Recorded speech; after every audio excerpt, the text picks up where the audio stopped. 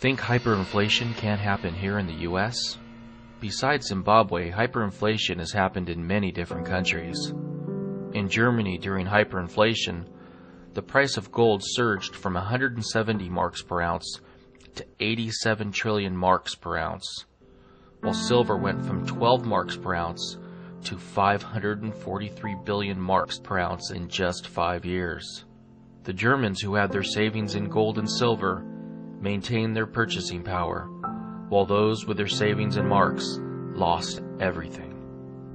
Yugoslavia financed their budget deficit by printing money, which led to prices increasing by 5 quadrillion %, making it the worst case of hyperinflation in history. The government tried to counter inflation by imposing price controls, which led to gas stations closing, stores having nothing to sell, and thieves robbing hospitals of scarce pharmaceuticals so that they could sell them in front of the same places that they robbed. The government postponed turning on the heat in state apartment buildings where most people lived. In a large hospital, 87 patients died in 1 month because they had no heat, food, or medicine. Railway workers went on strike, and the rail system was closed. Potholes developed in streets, elevators stopped functioning, construction projects shut down, and unemployment exceeded 30%. Banks wouldn't allow citizens to withdraw their foreign currency deposit, and one man announced plans to commit suicide by dousing himself with gasoline outside of a government building and igniting it. It's shocking how quickly the social structure collapsed in Yugoslavia due to hyperinflation. Up until today, the U.S. has been successful at exporting much of its inflation to China by selling them U.S. treasuries. China has about $1 trillion in U.S. dollar reserves due to the U.S. dollar's status as the world's reserve currency, which forces countries to trade oil and other valuable commodities in U.S. dollars. In April, China reduced their U.S. Treasury holdings for the first time in over a year.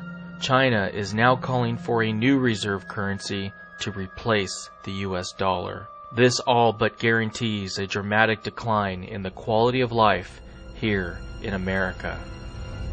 Most Americans don't realize just how fragile life is in the U.S.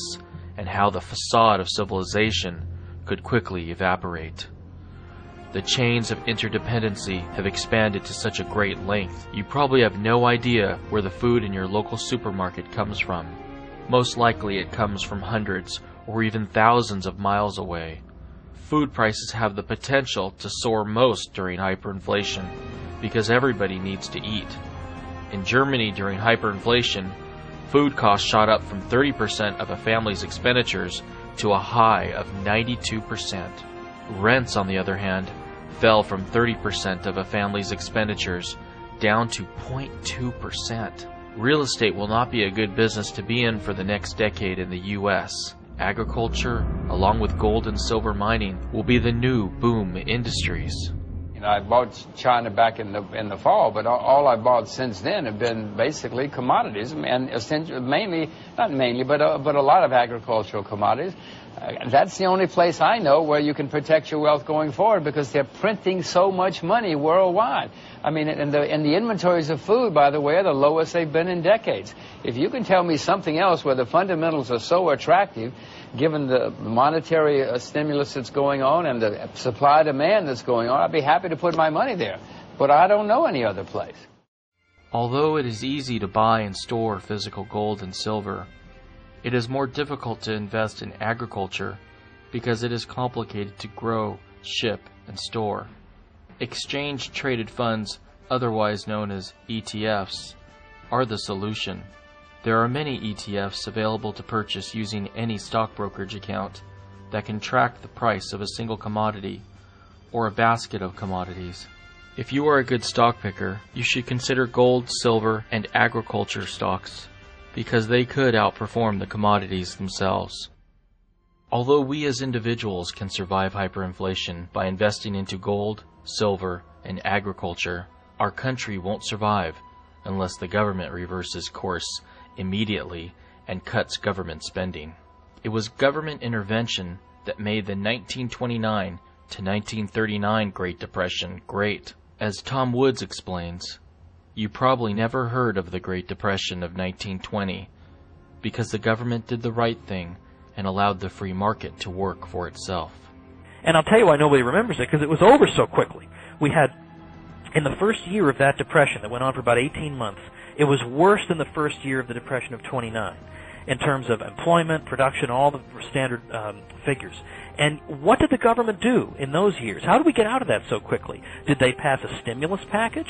Well, to the contrary, not only did they not increase the government budget, they actually cut it in half, if you can imagine that. The federal government budget from 1920 to 1922 was cut in half.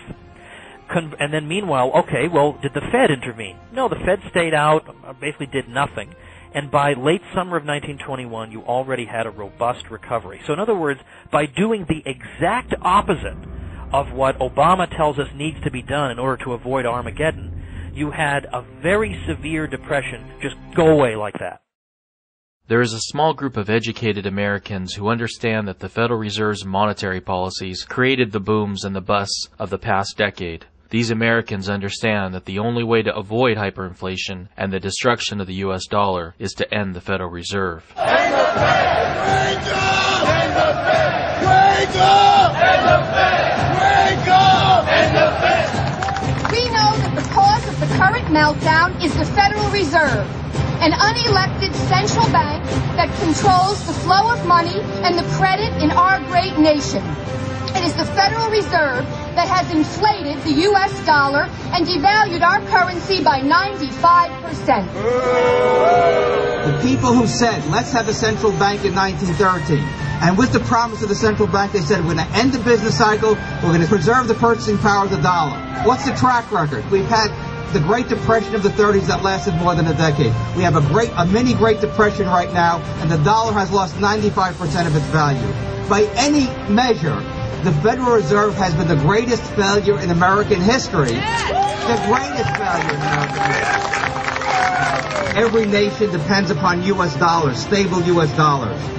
Instead, we have a central bank that's thrown caution to the wind, that's continued to fund the military-industrial complex, the entitlement state. We are headed down the slippery slope of monetary destruction, and with that will come currency controls, capital controls, wage price controls, immigration controls. We are headed for the most comprehensive police state in American history because of the debasement of our currency. What we need to do is tell the American people the truth, because in the final analysis, the truth will always win out.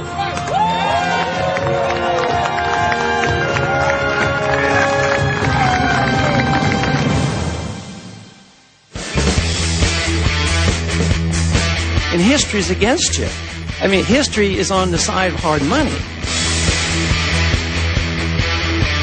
The government is trying to pretend that they can just print up some money and make these problems go away. They can't. They can certainly make them a lot worse, though. Well, what they need to do is, go down to the bar and have a beer and leave the rest of us alone. Let the people who are sound succeed and let the other people fail.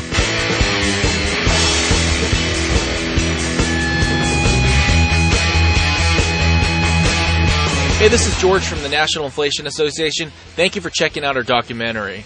It's important, guys, to give your family, friends, coworkers a call and let them know about this documentary. It's a great way to get more information out there so people can prepare for the coming economic collapse. By the time most Americans start to prepare for hyperinflation, it'll be too late, and most of their financial net worth will be wiped out. Also, I want to encourage you guys, get involved, call your congressman, tell them to support H.R. 1207.